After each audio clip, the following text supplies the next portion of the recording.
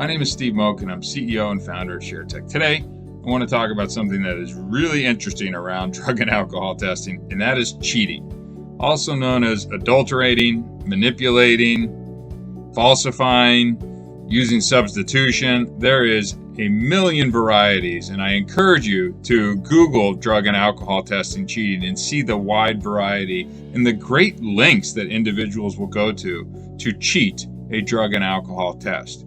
In the United States alone, this is true, the drug testing cheating industry is a $1 billion market. So what does that tell you about, again, the lengths that individuals will go?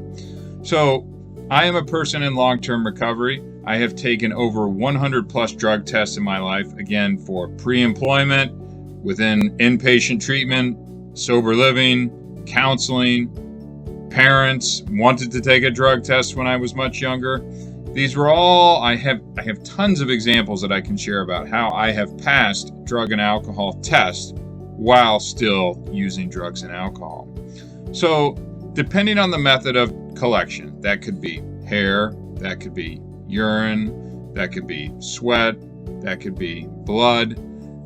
Depending on which approach that your provider is using, there is a very high probability of the individual being able to cheat or manipulate that drug and alcohol test. Today, I want to focus specifically on urine. And, no pun intended, but it is the gold standard for drug and alcohol testing, whether that's a point of care cup at home or if you go into a laboratory setting to have a collection.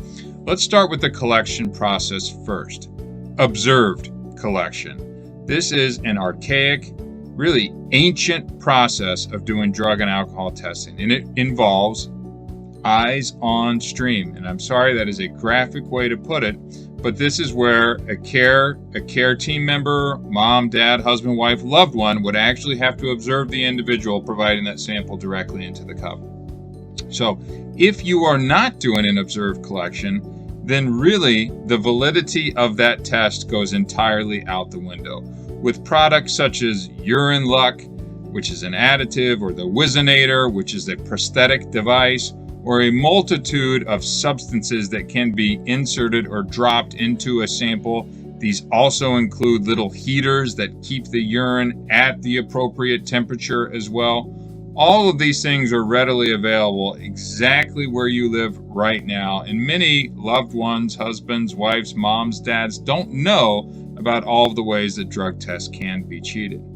But with a urine test, it has to start and stop with an observed collection process in order to guarantee the validity and accuracy of that test. You have to know that that individual provided that sample. So if you are not doing observed collection, now we have an entire room for someone to be cheating that drug and alcohol test.